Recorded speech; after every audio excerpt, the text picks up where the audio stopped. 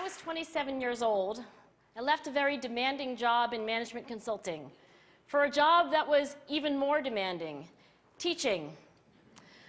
I went to teach 7th graders math in the New York City public schools. And like any teacher, I made quizzes and tests, I gave out homework assignments. When the work came back, I calculated grades. What struck me was that IQ was not the only difference between my best and my worst students. Some of my strongest performers did not have stratospheric IQ scores. Some of my smartest kids weren't doing so well. And that got me thinking. The kinds of things you need to learn in 7th grade math, sure, they're hard. Ratios, decimals, the area of a parallelogram. But these concepts are not impossible. And I was firmly convinced that every one of my students could learn the material if they worked hard and long enough. After several more years of teaching, I came to the conclusion that what we need in education is a much better understanding of students and learning from a motivational perspective, from a psychological perspective. In education, the one thing we know how to measure best is IQ. But what if doing well in school and in life depends on much more than your ability to learn quickly and easily? So I left the classroom and I went to graduate school to become a psychologist. I started studying kids and adults in all kinds of super challenging settings.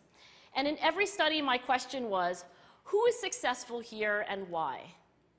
My research team and I went to West Point Military Academy.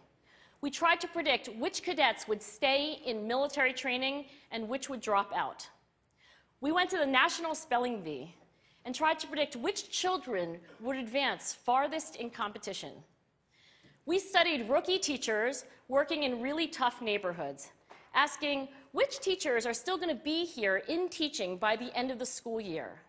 And of those, who will be the most effective at improving learning outcomes for their students? We partnered with private companies asking which of these salespeople is going to keep their jobs and who's going to earn the most money. In all those very different contexts, one characteristic emerged as a significant predictor of success.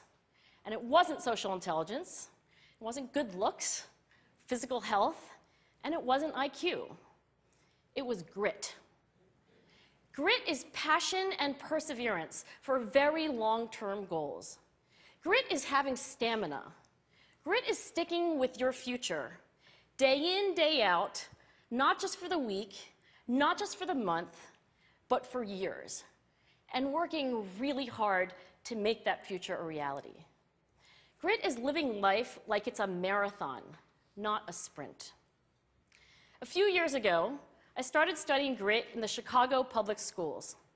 I asked thousands of high school juniors to take grit questionnaires, and then waited around more than a year to see who would graduate.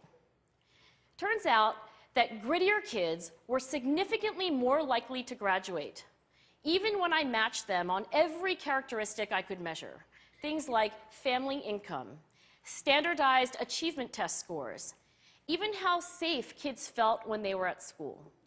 So it's not just at West Point or the National Spelling Bee that grit matters, it's also in school, especially for kids at risk for dropping out. To me, the most shocking thing about grit is how little we know, how little science knows about building it. Every day, parents and teachers ask me, how do I build grit in kids?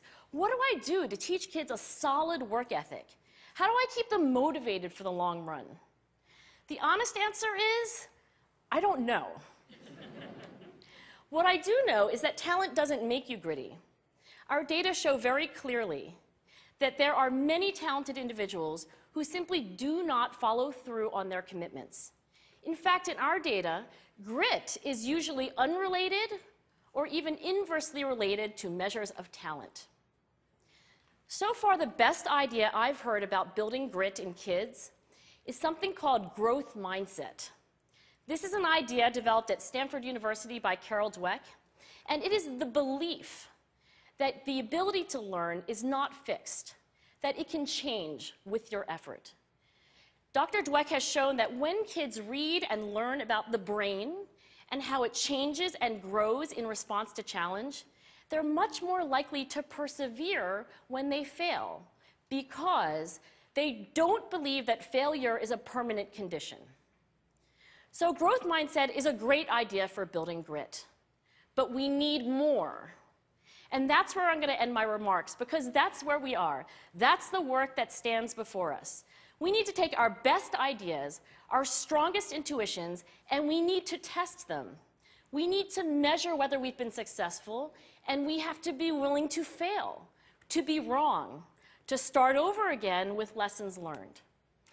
In other words, we need to be gritty about getting our kids grittier. Thank you.